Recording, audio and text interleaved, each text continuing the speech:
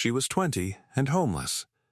Not down on her luck for a season, homeless in the settled, bone-deep way where you have stopped believing a locked door could ever be one that keeps you safe instead of one that shuts you out.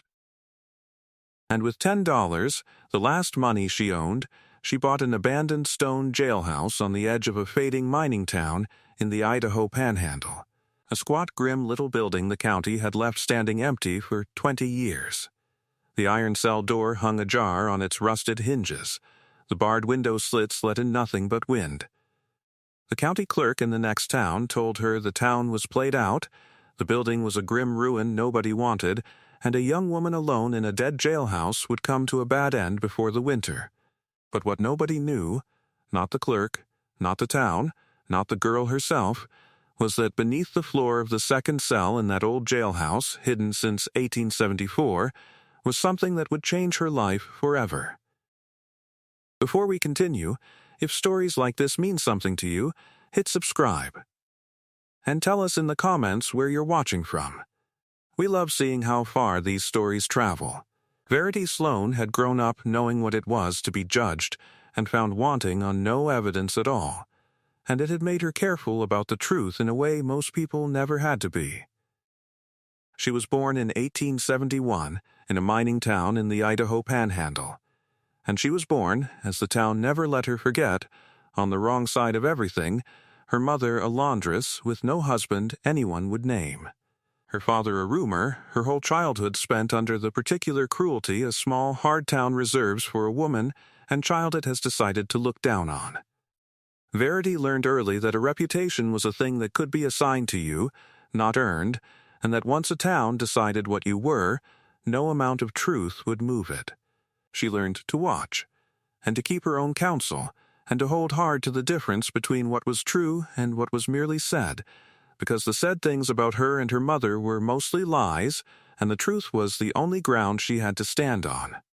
Her mother died when Verity was 17, worn out with work and the weight of the town's contempt, and Verity was left with nothing. No family, no name that opened any door, no place in a town that had never made room for her. She took in washing, as her mother had, and then when that failed, she took what work she could. And she was, everyone agreed, a hard worker and an honest girl, but honest and hard-working were not enough to overcome the thing the town had decided about her blood.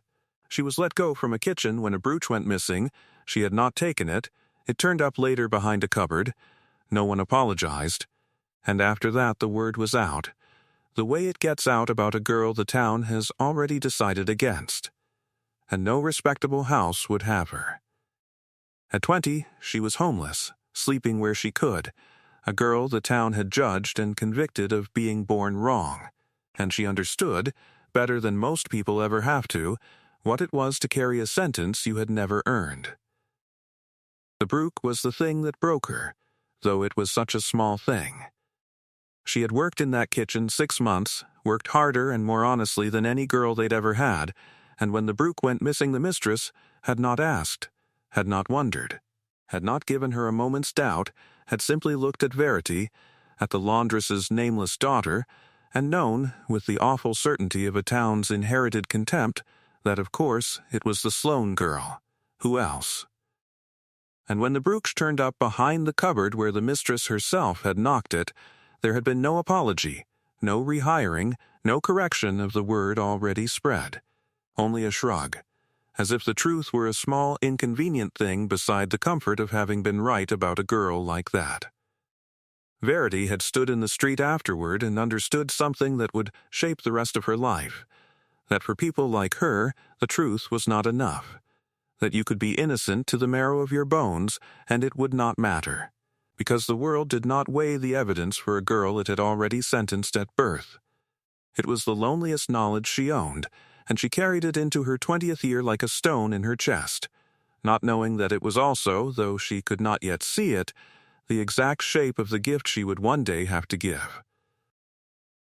She heard about the jailhouse the way the desperate hear about things, in the free lunch line at a saloon, from a freighter talking to fill the wait. There was a dead town up in the high country, he said, Coeur Purdue, that had boomed on silver and busted, and among its abandoned buildings was the old stone jailhouse, standing empty 20 years since the county seat moved, and the town emptied out. The county would take $10 for it just to be shut of it. Who'd want a jailhouse of all the grim things to own? The freighter laughed.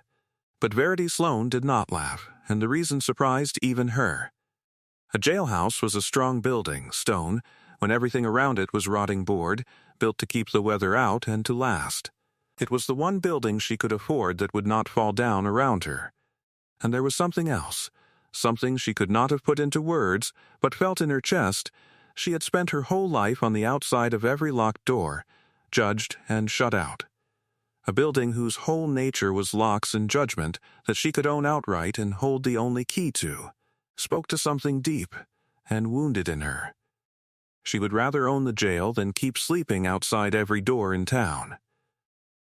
She rode a freight most of the way and walked the last miles up into the high country, and Coeur Purdue was as dead as the freighter had said, a single steep street of weathered buildings under dark, timbered mountains, the silver works above gone to rust. The whole place held in a cold mountain silence. There were maybe 60 souls left, the ones too poor or too stubborn to leave, and they watched the stranger climb the street with the flat blankness of people who had watched everything good depart. And at the edge of the town, set a little apart the way such buildings always are, stood the jailhouse, a squat, grim, powerfully built little building of dressed granite, its walls 2 feet thick, its few windows no more than barred slits, its heavy iron strapped door hanging ajar on rust, jail just legible in weathered paint above it. To the freighter, it was the grimmest ruin in a grim dead town. To Verity, standing in the cold street, it was a fortress she could hold, the first building in her whole life whose locks would be on her side. She walked up to the iron door and put her hand on the cold stone, 2 feet thick and older than her troubles, and felt, for the first time she could remember, that she had found something the town could not take away or shut her out of. That first night she made a bed in the little front office where a sheriff had once sat, wrapped in her shawl on the plank floor, and she lay in the deep cold quiet of the 2-foot stone walls, and felt something she had never felt in her whole exposed and unprotected life, safe. All her years she had slept on the wrong side of doors, in her mother's drafty laundry shack, in the corners of houses that tolerated her, in the open when nothing else offered. Always a girl who could be reached, judged, turned out, moved along. Now she lay inside walls that a mob could not breach and a hard word could not open, behind a door whose only key hung on a nail above her head, her key, and she understood the strange bitter joke of it, that the first place she had ever felt safe in the world was a jail. The building meant to cage people was the building that finally sheltered her. She lay awake a long time turning that over, and somewhere in the cold hours it stopped feeling like a joke and started feeling like a kind of homecoming, as if this grim, strong little building, built to hold the judged, had been waiting all along for someone who had been judged, to hold her not as a prisoner but as the one soul who would finally understand it. She slept, and woke to thin gold light coming through the barred slit, and lay looking at it a while, and did not get up until she had decided all the way down that she would make this fortress hers and let nothing move her from it. The county's business was done down the mountain in the live town, at a clerk's office run by a dry, weary man named Alva Prentice, who could not imagine what the girl wanted with the place. The Coeur Purdue jail was worthless, he told her, worse than worthless, a grim reminder nobody wanted. The town was finished, the county seat had moved 20 years back, and the jail with its purpose. There was nothing in the building, he said, but iron and stone and bad memories. He told her, not unkindly, that folk regarded the old jail as an unlucky place, that a man had died in it once under a cloud, and that it was no fit place for a young woman. $10 would make it hers, deed and all, and his advice was to keep the $10 and take the stage somewhere with a future. Verity laid $10 on his desk, the last she had, and signed her name in a plain, careful hand, and Alva Prentice gave her the great iron key and a doubtful look, and the certainty that the mountain would send her back down inside a month. The mountain did not send her back. Word climbed up to Coeur Perdue ahead of her, the way it does, that a girl had bought the old jail, and the 60 souls of the town received it with their cold blankness, all but one. There was an old woman named Ottilie Vane, past 80, who had lived in Coeur Perdue since its silver days, and had buried a husband and 2 sons there, and stayed on because leaving cost more than she had, and who, when she heard someone had bought the jailhouse, came down the street on a cane to look at the girl who would do such a strange thing. She stood in the cold and watched Verity wrestle the rusted door, and something crossed her old face, and she said, lo, that the girl had bought a sorrowful place, that a man had died in that jail 30 years back. An innocent man, everyone came to say later, though too late to help him. She could not recall the whole of it, it was long ago, and she had been young. But she remembered the wrongness of it, the way a town remembers a shame it never quite atoned for. And she looked at Verity. This girl the world had clearly used hard, and said that maybe it was fitting, that maybe a place that had held one innocent soul might do better held by another. Then she went home. But she came back, in the days after, with a loaf, with a blanket, with the slow companionship of the very old for the very alone, and Verity, who had been judged and shut out her whole life, found she had, at last, one person who did not look at her as the town had always looked. She poured herself into the jailhouse the way you make a fortress of the first safe place you've ever had. The building was sound in its bones, stone does not rot, and she cleaned it out room by room. The little front office where a sheriff had once sat, the 2 grim cells of iron and stone behind it, the barred slits she scrubbed until they let in what light the thick walls allowed. She had almost no money, but the town, it turned out, still had need of the one thing a strong stone building could offer. Coeur Perdue had no safe place left, no bank, no vault, nothing that would keep a thing secure through a hard winter or a passing stranger, and Verity, without quite meaning to, found herself become the keeper of the town's few valuables, storing old Ottilie's late husband's watch, and a miner's small poke of dust, and the church's silver collection plate in the one building in 60 miles that could truly be locked. It was a strange trade for a girl the town had called a thief, and she felt the irony of it, and she kept everything scrupulously, exactly, because she of all people knew what it cost to be wrongly called dishonest, and she would give this town no cause.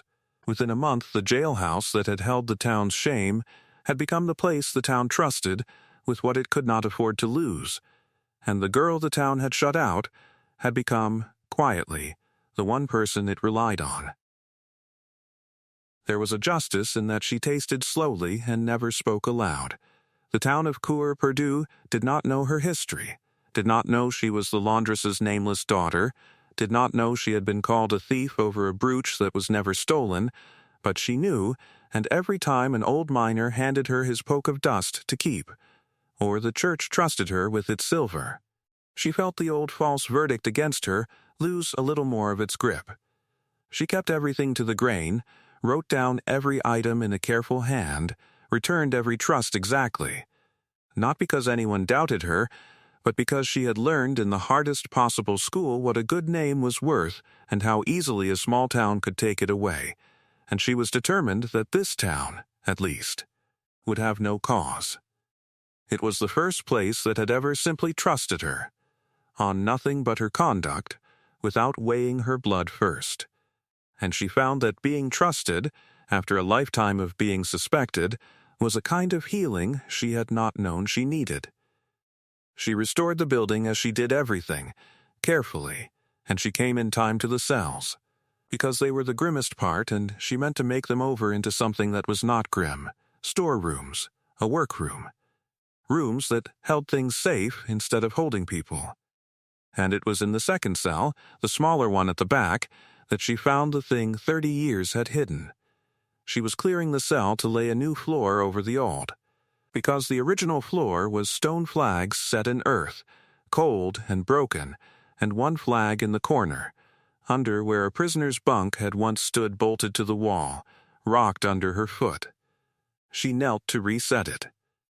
And she found that it did not merely rock, it lifted. Its mortar long ago picked away and replaced with packed dirt, by someone who had wanted it to lift and had hidden that it would. She knew it the way she knew a lie in a town's face, by a wrongness she felt before she could prove it. A prisoner had loosened this flag.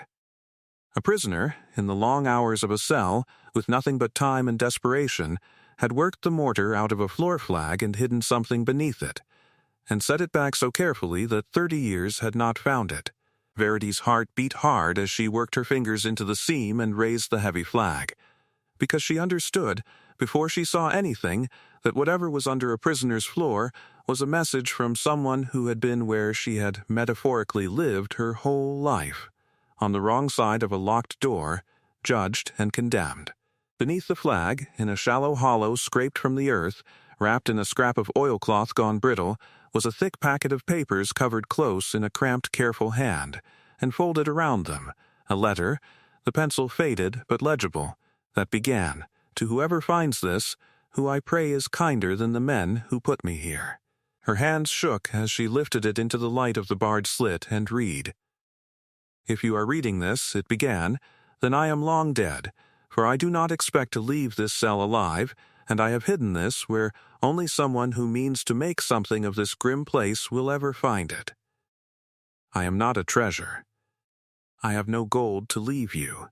What I have is the truth, and my innocence, and the proof of both, and I beg you, whoever you are, to do with it what I was never given the chance to do, to see it believed."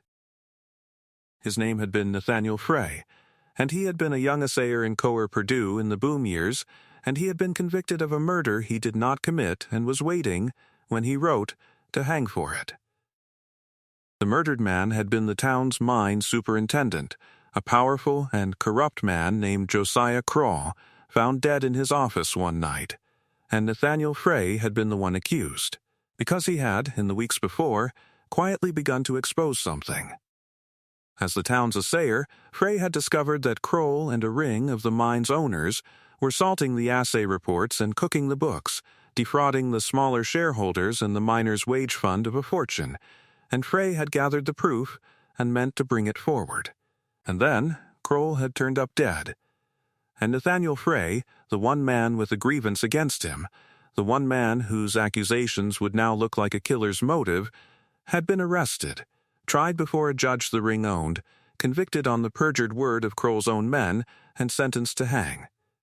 The real killer, Frey was certain, was one of Kroll's own ring, silencing a partner who had grown dangerous or greedy, but a man in a cell with a rope waiting could prove nothing, and no one would hear him. "I did not kill him," the letter said, "and the papers wrapped with this will show you I had no need to, for they are the proof I gathered of the fraud, the true assay figures and the cooked ones side by side, the names of the ring, the whole theft laid bare. This is what I meant to bring forward in the daylight, by law, as an honest man should. I had no reason to murder a man I was about to ruin in open court. But they turned my own honesty into my motive, and there was no one in this bought town who would stand against the ring to say so. I have written it all here, my account of the true killing, what I know and what I guess, and the proof of the fraud that was the real reason I had to die. I hide it beneath this floor because they will burn anything found on me or in the sheriff's keeping, and I pray, it is the only prayer I have left, that someday this jail will pass to someone with no stake in the ring's lies, someone who knows what it is to be judged wrongly, who will find this and finally let the truth be heard. Though it can no longer save me, clear my name, whoever you are. That is all I ask, and to a condemned man it is everything. Nathaniel Frey, in the condemned cell, the night before they hang me, 1874, Verity Sloane sat on the cold stone floor of the cell with the dead man's last words in her shaking hands, and she wept as she had not wept since her mother died, not for herself, for once, but for a young man 30 years dead who had been exactly what she had been her whole life, judged not for what he had done, but for what powerful people needed him to be. condemned by a town that found it easier to believe a convenient lie than an inconvenient truth. She unwrapped the packet, and it was as he had said, page on page of an honest assayer's proof, the true figures beside the false. The ring's whole fraud documented in a careful hand, and folded with it his account of the murder, naming the men he believed had done it, and silenced him for it. It was not gold. It was better and heavier than gold. It was the truth a dead man had hidden beneath a prison floor, trusting across 30 years that someone who knew what it was to be wrongly judged would find it, and finally make it heard. She sat with it a long time as the light failed in the barred slit, and the strangeness of it moved through her like cold water. All her life she had believed she was alone in her particular wound, that no one who had not lived it could understand what it was to be condemned not for your acts but for what you were, to have the truth count for nothing against a verdict the powerful found convenient. And here, beneath her own floor, in a dead man's shaking pencil, was the exact echo of her own heart. Nathaniel Frey had known what she knew. He had stood where she had stood, on the wrong side of a judgment no evidence could move, and he had died there, with the proof of his innocence in his hands, and no one who would look at it. The brooch behind the cupboard and the rope in the mountain jail were the same crime, 30 years and a hanging apart. The world's terrible preference for the lie it found easier over the truth it found inconvenient. And Verity understood, sitting there, why the flag had lifted for her, and not for the 20 years of others who had walked over it, because a condemned man had hidden his truth for someone who would recognize it, and out of all the hands in the territory, hers were the ones scarred in exactly the way that would know it on sight. She showed old Ottilie Vane, because she was the only soul she had, and because the old woman had remembered, that first day, the innocent man who died in the jail.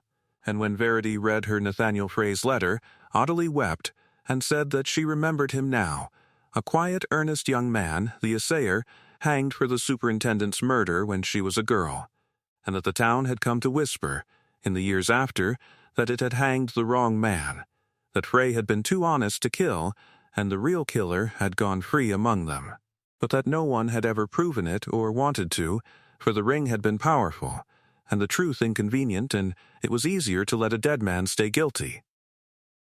For 30 years the town had carried the quiet shame of it and done nothing. And here, at last, was the proof, beneath the very floor where the condemned man had hidden it. Then Verity Sloane did the thing Nathaniel Frey had begged of her across 30 years, and it became the fight of her life. The ring's men were mostly dead now, 30 years on, and the fraud itself was too old to prosecute. But a wrongful hanging is never too old to right, and a name is never too old to clear.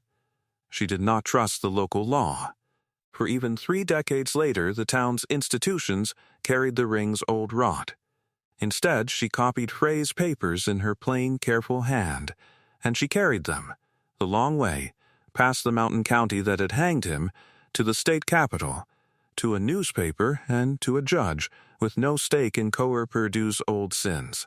And she laid before them a condemned man's hidden proof, the documented fraud that had been the real motive for his death, his account of the true killing, and the whole record of a bought trial that had hanged an innocent assayer to protect a ring of thieves. It was the kind of story a reforming newspaper lived for, and the kind of old injustice a good judge could not ignore. And the proof was overwhelming and meticulous and damning. It took the better part of a year, and it was not quiet, and it changed everything. A formal review of the 30-year-old case was opened. Frey's proof of the fraud, matched against the mine's own surviving records, was undeniable, and it established beyond argument what he had truly been doing in the weeks before the murder, not plotting a killing, but preparing to expose a theft in open court. The perjury of the ring's witnesses, some of them still alive and now old and frightened, came apart under examination. One, on his deathbed, confessed at last that Nathaniel Frey had been framed, and named the ring member who had done the murder and let an innocent man hang for it. And in a state courtroom, 30 years too late to save him but not too late to matter, Nathaniel Frey was declared innocent, his conviction vacated, his name cleared in the newspapers of the whole state. The true story of the assayer who was hanged for his honesty told at last. The town of Coeur Purdue, shamed and in some old hearts, relieved of a 30-year burden, did the only thing left to do. It found Nathaniel Frey's forgotten pauper's grave, and moved him to consecrated ground, and put a true stone over him. Verity chose the words. It says, "Hanged for the truth." Found innocent at last. Verity Sloane did not grow rich from it, there was no fortune in it, only justice, and justice does not fill a purse. But she was given, in the doing of it, something she had never had, and had stopped hoping for. A place in the world. And a name that meant something good. The story of the homeless girl who had cleared a hanged man's name spread across the state, and it did a strange and wonderful thing to Verity's own standing, for a girl known across the state as the one who fought 30 years for a wronged man's innocence is a girl no small town can go on calling a thief. The whisper that had followed her since the brooch in the kitchen simply died, unable to survive the light. She had cleared Nathaniel Frey's name, and in doing it, without ever intending to, she had cleared her own. And she found her calling in it, which was the truest gift of all. She had known her whole life what it was to be judged wrongly, and now she had learned what it was to set a wrong judgment right, and she could not stop. She turned the old jailhouse, the strong stone building that had held one innocent man and cleared him 30 years too late, into something new. A place where the wrongly judged of that hard country could bring their troubles and find someone who would listen and dig for the truth. She was no lawyer, and could not be, being a woman and untrained, but she became something the frontier had too few of and needed badly, a patient, stubborn finder of facts, who would take the case no one else would, of the servant accused on no evidence, the drifter blamed for a convenient crime, the person the town had already decided against. She had the strong stone building and old Audley's companionship and the modest living her fact-finding earned, and above all she had the thing she had never had before, a reason the world was glad she existed. Alva Prentice, the clerk who had told her the mountain would send her back inside a month, lived to see the grim dead jailhouse become known across the state as the place a wronged man's name was cleared, and the homeless girl he doubted become the fact-finder the hopeless came to, and had the grace, when next she came down the mountain on business, to tell her that he had never been so glad to be so wrong. If you go up into the Idaho panhandle today, to the near ghost of the silver camp at Coeur Purdue, and a few still do, for a little of the town lived where the rest died, the old stone jailhouse still stands at the edge of town, kept now as a small museum of a particular kind of justice. The 2 cells are there, and in the second one the floor flag is left lifted, behind glass, showing the hollow where a condemned man hid the truth of his innocence beneath his own cell floor. On the wall hang his packet of proof and his last penciled letter, and beside them the state court's finding, 30 years late, that cleared him. And children are brought there and told the story of the assayer who was hanged for his honesty, and the homeless girl the world had judged wrongly her whole life, who found his truth beneath the floor and would not rest until it was heard. Carved into the granite lintel over the door, where jail once was painted, are the words Verity Sloane had cut there when the fight was won, which became the whole creed of the work she did the rest of her life. Let the truth be heard, however late. There is a kind of inheritance that has nothing to do with blood or gold, but with justice long deferred. It waits in the dark beneath the floors of the world's grimmest places, not for the powerful or the lucky, but for the one who has been wrongly judged and so will never rest until a wrong judgment is set right. It waits beneath a prison floor for the one who knows, in her own scarred heart, what it is to be condemned for what she never did. The world had told Verity Sloane she was worthless the same way it had told that jailhouse it was only fit for shame, with a lie it found easier than the truth. It only ever takes one person who knows the cost of a false judgment to prove the world's cold verdict wrong. Verity Sloane was 20 years old and homeless. She had $10 to her name, and she spent it on an abandoned stone jailhouse in a played-out silver town in the Idaho Panhandle. It was the best $10 she ever spent. If this story moved you, subscribe to the channel and share it with someone who needs to hear it. And tell us in the comments, have you ever been judged for something you didn't do, and what did it take to set it right? We'd love to hear your story. See you in the next one.